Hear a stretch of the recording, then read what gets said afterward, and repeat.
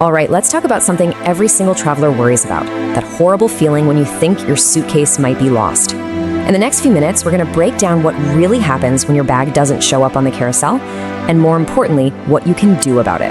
Let's dive right in. So here's our game plan. We'll start with a luggage trend that might actually surprise you. Then we'll get into the real numbers behind the problem.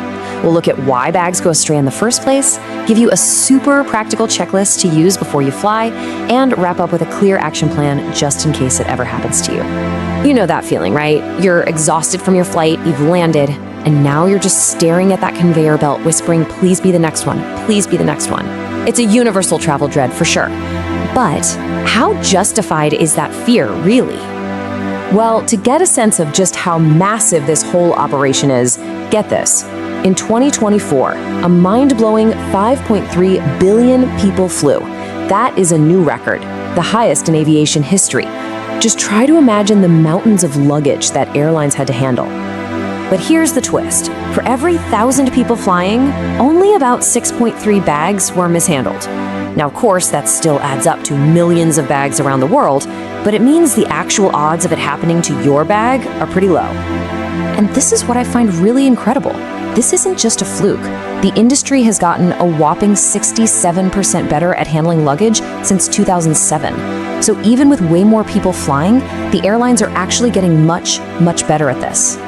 Okay, so let's dig into our first section and take a closer look at this surprising trend. It turns out that technology and automation are really starting to turn the tide in the fight against lost luggage.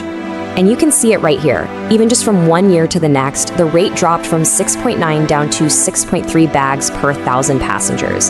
It might seem small, but it's a steady, consistent improvement that proves the systems they're using are getting more and more efficient. All right, for our next section, let's nail down a really important term. We keep saying mishandled, but what does that word actually mean? Because, it's not always as bad as it sounds. Let's break down the numbers. So the official definition is actually pretty wide-ranging.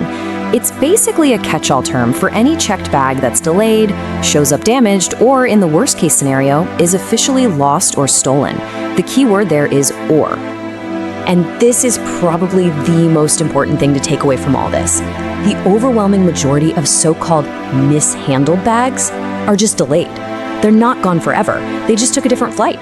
The truly lost, stolen, or damaged bags make up a much, much smaller slice of that pie. And there's more good news. When a bag is delayed, a quarter of them get back to their owners within 12 hours. And if you look at the 48-hour mark, more than 2/3 of bags are returned.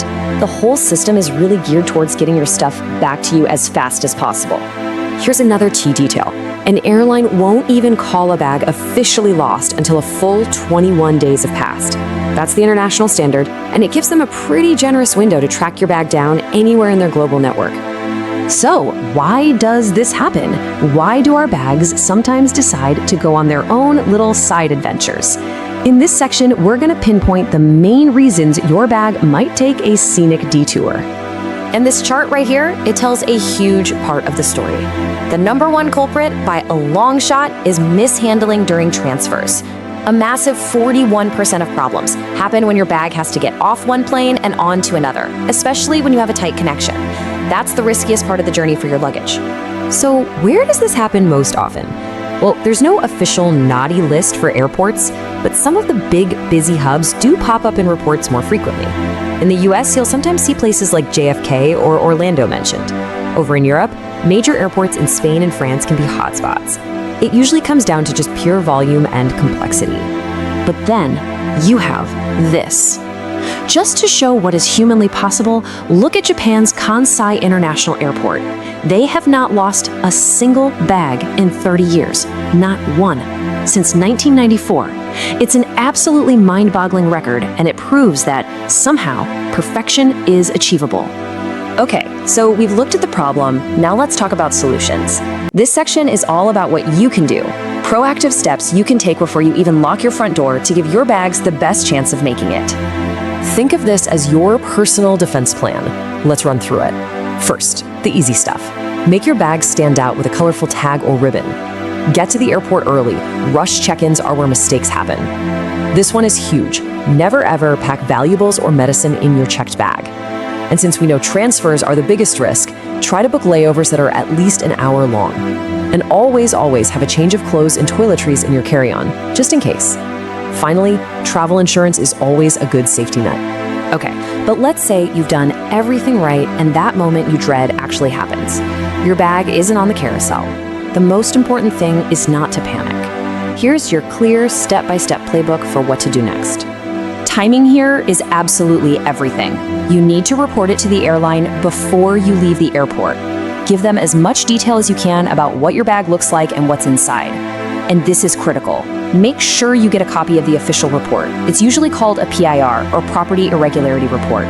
Hold on to any receipts for essentials you have to buy, like a toothbrush or clothes, because you can often get reimbursed. Then, if you hit that 21-day mark, that's when it's time to file a formal claim for compensation.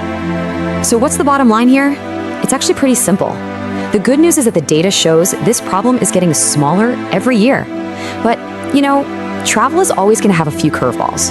So being prepared and being a smart traveler, that is still your absolute best defense. And that kind of leaves us with one final big question to think about. We've seen that perfection is possible. So as technology gets better and all these systems get smarter, could we be heading toward a future where a zero lost bags record isn't an amazing exception, but just the global standard? Thanks for watching.